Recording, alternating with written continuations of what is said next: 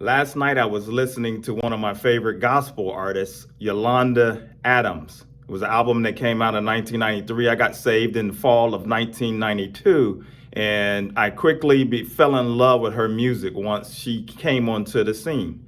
And this is a song called I Will Always Remember. I will always remember your loving kindness.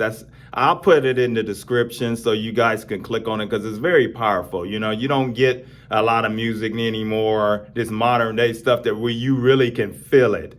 And she's talking about how I always remember what you did for me and your goodness and your kindness. And I was thinking, because of how far out there I was prior to coming to the Lord, I did not care about anything anymore. I mentioned before in another video where I talked about suicide, and I just didn't care. I was selling drugs. I was hanging with the wrong people. And I remember just walking around as prepared to die at any moment because I didn't care. I was angry. It was horrible. And I remember once I came to the Lord, I still was dabbling with street life.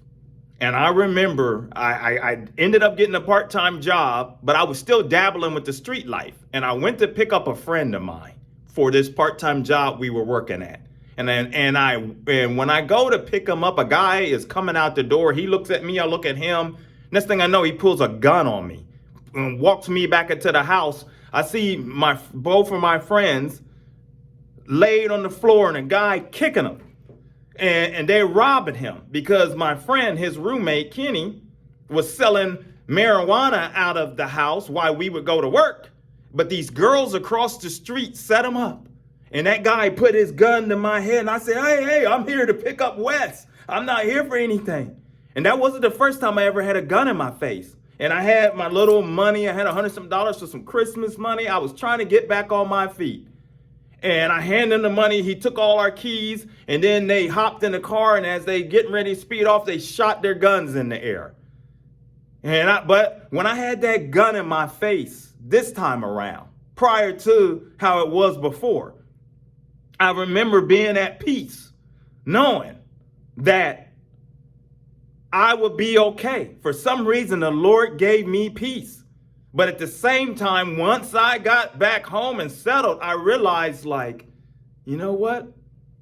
The Lord is telling me, you do not go back to what you're doing. I've set you free. Do not go back. Whatever you do, do not go back. And that was a lesson to me and made me, like Lot's wife, where she turned back when they were told to leave Sodom. And she had to look back. She couldn't let go of the world, let go of what was there.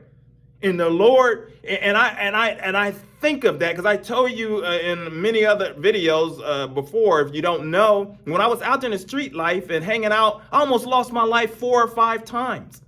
And this was like this incident. When that happened, that was my wake-up call.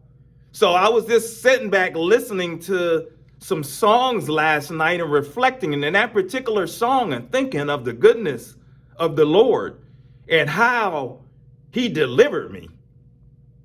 And I'm trying not to get teared up, but how he saved me from destruction of myself, because I was on a one-way road to hell.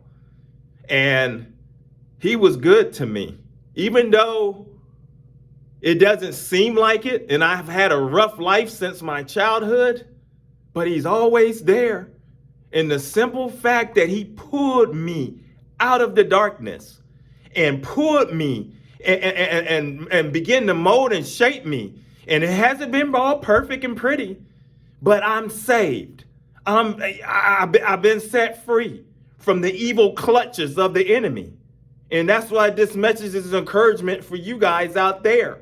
Your life may not be perfect the way that it is, but if he has grabbed you and saved you and brought you out of that darkness, sit back and reflect on that, where you will be going, what road you were on, and reflect on the goodness of the Lord and thank him for his tender mercies.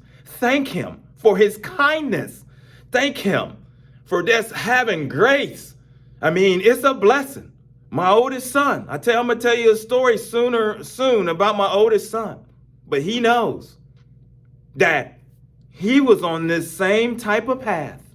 And we talk about it. And I told him, I said, what you were out there doing, the Lord scooped you up just like he did me, thanks to the prayers of me and other people within the family, and saved you from destroying yourself. And that's what Jesus has done for us. He saved you from destroying yourself. And if you don't know him, he can save you from destroying yourself. He can set you free from addictions.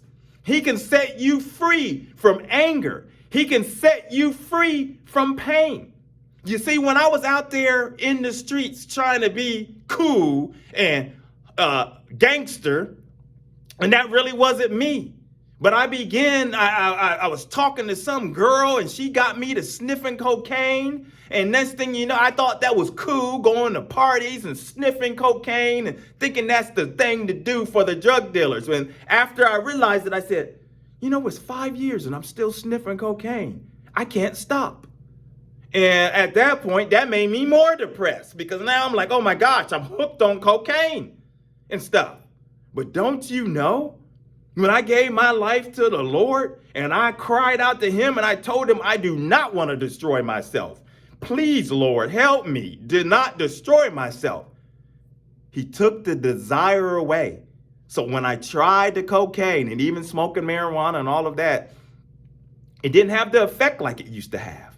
It didn't bother me anymore. And I was like, you know what? This stuff is not worth it. And I threw the rest away. And I was set free. Now, does that happen instantly like that for a lot of people? No. But the Holy Spirit will set you free. The Holy Spirit will cleanse you. Stick with him. Don't give up on him. If you truly call out to him and give your heart over to him, he hears you. God hears you. He hears the cry. If your heart is sincere, he will step in. And he will walk with you and guide you and cleanse you and sanctify you. That's how it works. So don't give up. Stand strong. Life is not perfect. We all are going through battles. All of us, including myself. It's a fight to the death. But I'll always remember his loving kindness and what he's done for me. Take a listen to that song, guys, and listen to it and listen to the words. Powerful. It'll bring you, it'll touch your soul. So that's all I have for this particular video. If you're new, consider subscribing, coming along for the journey, because on this channel, we talk about a little bit of everything, but we talk about issues the church run away from, and we expose false teachers and anybody that's misleading God's people, and we punch Satan right in between his chops and put him on the run. My name is Maurice Braxton, Evangelism for God, the channel. Until the next video, my friends, take care. God bless.